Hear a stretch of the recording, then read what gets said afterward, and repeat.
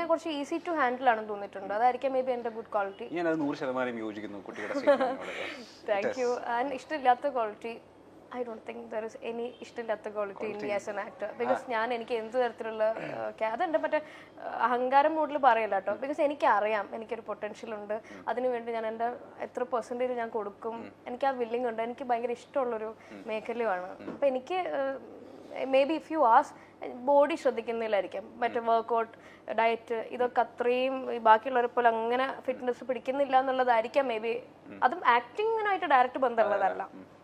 വേണമെങ്കിൽ ചെറുപ്പത്തിൽ തന്നെ ഈ ഡാൻസ് കളിക്കുമ്പോഴൊക്കെ വളരെ ചെറുപ്പത്തിലേക്ക് ഭയങ്കര എക്സ്പ്രസീവ് ആയിട്ട് ഡാൻസ് കളിക്കുന്ന കുട്ടികൾ എക്സ്പ്രഷൻസ് ഒക്കെ വാരി വിതരുന്ന ചെറിയ പ്രായത്തിൽ പിള്ളേർക്കൊക്കെ എക്സ്പ്രഷൻസ് എന്നൊക്കെ പറഞ്ഞോട് ചിലപ്പോൾ അറിയണ്ടായിരിക്കില്ല. എന്റെ അമ്മയാണ് അതിന്റെ ഫുൾ ക്രെഡിറ്റ്. ആള് എക്സ്പ്രഷൻ, ആള് ഡാൻസ് ടീച്ചർ ആണല്ലോ. എക്സ്പ്രഷൻ ഇമ്പോർട്ടന്റ് ആണ്. ഓരോ വരിയിലും ഓരോ സ്റ്റെപ്പിലും ഈ എക്സ്പ്രഷൻ എന്ന് പറഞ്ഞിട്ട് നമ്മൾ ഫീഡ് ചെയ്യും. പിന്നെ അത് നമ്മൾ രജിസ്റ്റർ ആയി കഴിഞ്ഞാൽ പിന്നെ നമ്മൾ എന്ത് കളിക്കുമ്പോൾ ഓട്ടോമാറ്റിക്കലി ഒരു എക്സ്പ്രഷൻ വരുന്ന പോലെയാണ്. ഈ ഇത്രയും എക്സ്പ്രസീവ് ആയിട്ട് ഡാൻസ് കളിക്കുന്ന കുട്ടിയെ കണ്ടിട്ട് അന്നത്തെ ടീച്ചർമാരും ഇതുപോലെ ആൾക്കാരൊക്കെ പറയുമായിരുന്നു എന്തായാലും കുട്ടി സിനിമയിൽ പോകട്ടോ എന്നുള്ള കാര്യം. പറയാം, അവർക്ക് വലിയ അത്ഭുതം ഉണ്ടായിരുന്നില്ല സിനിമയിലൊക്കെ എത്തി എന്ന് പറഞ്ഞപ്പം. അങ്ങനെയായിരുന്നു. അടിപൊളി. കാസ്റ്റ് ചെയ്തിട്ട് ഒരു സിനിമയിൽ പെർട്ടിക്കുലർ സിനിമയിൽ കാസ്റ്റ് ചെയ്തിട്ട് ഓഫർ മാറിപ്പോയ അനുഭവങ്ങൾ എന്റെ ലൈഫിൽ ഉണ്ടായിട്ടുണ്ടോ? ഒന്ന് രണ്ട് ഇൻസിഡന്റ് പറയാം. സ്പെസിഫിക് ആയിട്ട് പേര് പറയാൻ താല്പര്യമില്ല. ഒരു പെട്ടെന്ന് ഓർമ്മ വരുന്നത് അതെനിക്ക് ഭയങ്കര വിഷമമായിരുന്നു. ഒരു തമിഴ് ഫിലിമാണ് അത്. ഈ പറഞ്ഞ പോലെ കാസ്റ്റ് ചെയ്തു.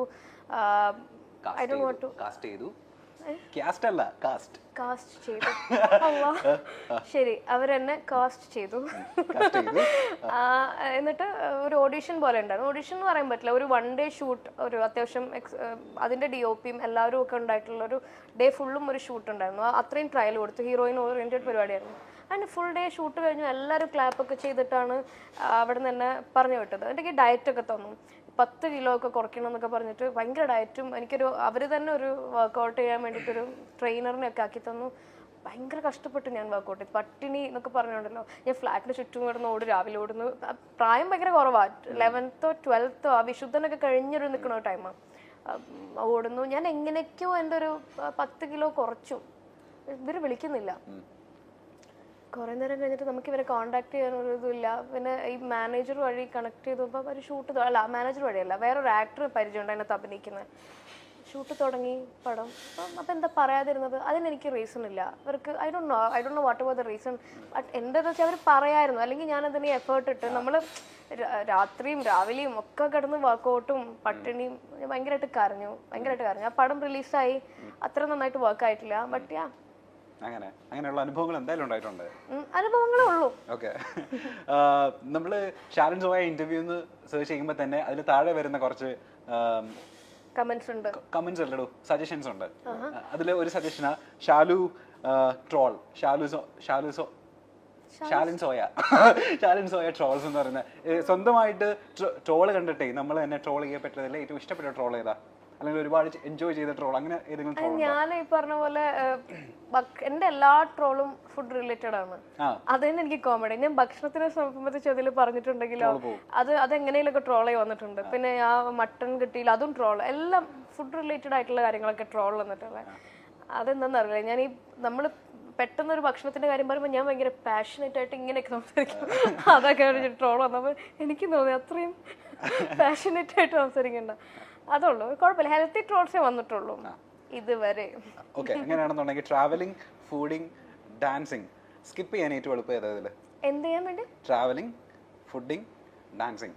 സ്കിപ്പ് ചെയ്യാനോ? സ്കിപ്പ് ചെയ്യാൻ വേണ്ടെന്ന് വെക്കാനോ?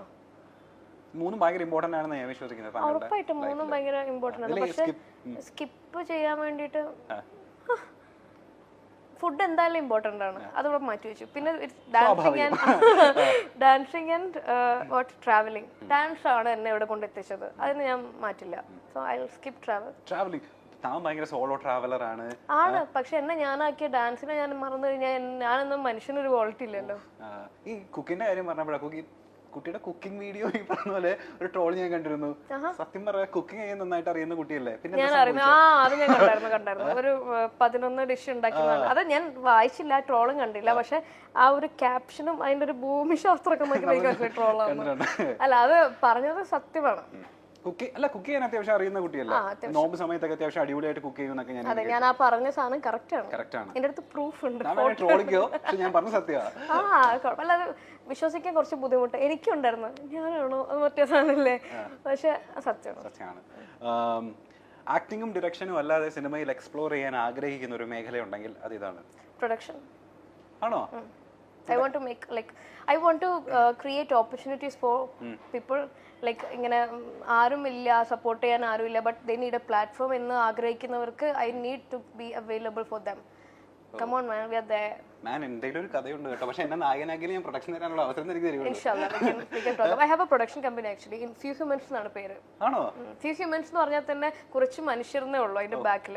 അല്ലാണ്ട് എന്റെ പേര് ഷവലിൻ ഫോയ പ്രൊഡക്ഷൻ എന്നൊന്നും ഞാൻ ഇട്ടിട്ടില്ല. എനിക്ക് I just need ആ ആളുകൾക്ക് കുറച്ച് മനുഷ്യന്മാരുണ്ട്. ഇപ്പൊ എന്റെ ഈ പടത്തിന്റെ ഷൂട്ടിന്റെ ഇടയ്ക്ക് തന്നെ ഉണ്ടായ മൊമെന്റിൽ ഞാൻ ഇവരൊക്കെ കൊണ്ടുവന്ന് അവിടെ കൊണ്ട് എത്തിച്ചു. ആ മൊമെന്റിൽ എനിക്ക് ഒരു ദിവസം ഭയങ്കര തലവേദന, ഇപ്പൊ മൈഗ്രെയിൻ ഉണ്ട് എനിക്ക്.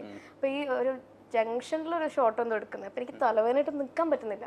അപ്പം ഞാൻ ടാബ്ലറ്റ് ഒക്കെ കഴിച്ചിട്ട്, ഞങ്ങൾക്ക് അങ്ങനെ വലിയ ഭയങ്കര രാജകീയ സെറ്റൊന്നുമല്ല, കസേരയൊന്നും ഉണ്ടാവില്ല. അപ്പം ആ ക്യാമറയുടെ ഒരു സ്റ്റൂളുണ്ടല്ലോ, അതെടുത്ത് നിലത്തിങ്ങനെ കിടന്നിട്ട് ഞാൻ ഇങ്ങനെ കണ്ണടിച്ച് ഉറങ്ങിയിട്ട് ജസ്റ്റ് ഒന്ന് നോക്കുമ്പം ഇവരൊക്കെ അങ്ങോട്ടും ഇങ്ങോട്ടും ഓടുക.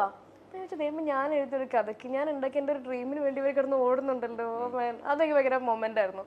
അപ്പോൾ ആ ഒരു ഫ്യൂ ഹ്യൂമൻസ്, കുറച്ച് മനുഷ്യന്മാർ ഉണ്ടെങ്കിൽ, മര്യാദയ്ക്കാണെങ്കിൽ, അവരുടെ ഇൻറ്റൻഷൻ പ്യുവർ ആണെങ്കിൽ you can do it എന്ന് പറഞ്ഞൊരു സംഭവമാണ്. അപ്പോൾ എങ്ങനെ ഞങ്ങളെ സമീപിക്കേണ്ടത് ഇതുപോലെ കഥയായിട്ട്? You can talk to me. I mean mail ചെയ്താൽ മതി. അതിനകത്ത് ഒരു ഇൻസ്റ്റാഗ്രാം പേജ് ഉണ്ട്, ഒഫീഷ്യൽ പേജ് ഉണ്ട്, ഒരു മെയിൽ ID ഉണ്ട്, ഹാൻഡിൽ ഉണ്ട്. അതിനകത്ത് കമ്മ്യൂണിക്കേറ്റ് ചെയ്താൽ മതി. ഐ മീൻ ഞാൻ അങ്ങനെ ഡെഫിനറ്റ്ലി ഇൻഷാല്ലാ നമുക്ക് നോക്കാലോ. ഓക്കെ, ഞാൻ ഈ നേരത്തെ ഇന്റർവ്യൂ തുടങ്ങുന്നതിന് മുന്നേ ചോദിച്ച പോലെ ഈ ഗണപതിയെ പണ്ട് ആങ്കറിംഗ് ചെയ്ത സമയത്ത് ഇന്റർവ്യൂ ചെയ്യാനുള്ള ഒരു അവസരം ഉണ്ടായിട്ടല്ലോ, അതേ ഗണപതി നമ്മളെ നായകനായിട്ട് ഒരു സിനിമയിൽ വന്ന സമയത്ത് നിങ്ങൾ കമ്മ്യൂണിക്കേറ്റ് ചെയ്തിരുന്ന എനിക്ക് ഓർമ്മയുണ്ടോ?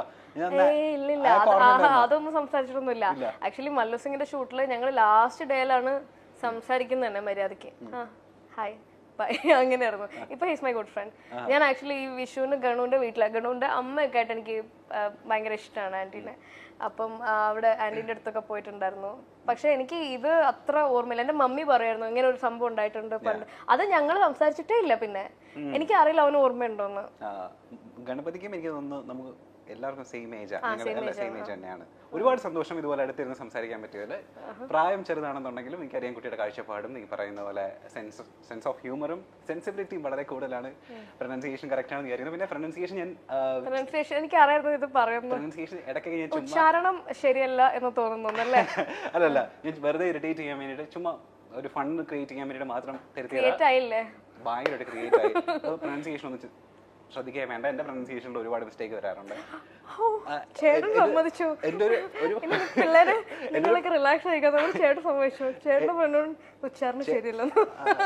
എന്റെ ഒരു ഇന്റർവ്യൂ ഉണ്ട് ആൻസലി പറഞ്ഞ പോലെ, നമ്മളെ നാനീനെ ഇന്റർവ്യൂ ചെയ്യുന്നത്. നാനി ഇല്ലേ, നാനി നമ്മളെ തെലുങ്ക് ആക്ടർ നാനീനെ ഇന്റർവ്യൂ ചെയ്യുന്ന ഒരു എപ്പിസോഡ് ഉണ്ട്. അത് കണ്ടാൽ മതി. എന്റെ ഇംഗ്ലീഷിലെ വാക്ചാതുര്യം എത്ര മാത്രമാണെന്ന് മനസ്സിലാവും. സംസാരിച്ചോ? അയാൾ നന്നായിട്ട് സംസാരിച്ചു. പക്ഷെ പുള്ളിയുടെ അടുത്തിരുന്ന സമയത്ത് നമുക്ക് ഉള്ള ഇംഗ്ലീഷും കൂടെ വരുന്നില്ല. അതെന്താന്നറിയാം, അത് ഞാൻ പറഞ്ഞുതരാം. അത് ഇങ്ങനെയുള്ള ഒരു 85% ആളുകൾ നമ്മുടെ കേരളത്തിലുണ്ട്, നമ്മളെ സംസാരിക്കാൻ വിടാത്ത, അല്ലെങ്കിൽ നമ്മൾ പറയുന്നതിന്റെ കണ്ടന്റ് കേൾക്കാതെ അതിനകത്തുള്ള പ്രശ്നങ്ങൾ മാത്രം. അപ്പൊ ഇങ്ങനെ ഒരാള് അങ്ങനെയുള്ള ആളാണെന്നുള്ള അവയർ നമുക്ക് കിട്ടിക്കഴിയുമ്പോൾ നമ്മൾ ഓട്ടോമാറ്റിക്കലി ടെൻഷൻ ആവും, വേർക്കാൻ തുടങ്ങും. അങ്ങനെയുള്ള കുറെ പ്രശ്നങ്ങൾ നമുക്കുണ്ടാവും. ഈ തെണ്ടുകളെ മറികടന്നാൽ നമ്മൾ ജീവിതത്തിൽ ഇങ്ങനെയുള്ള കുറച്ച് ഏരിയയിൽ confidently no I mean just kidding but kind of truth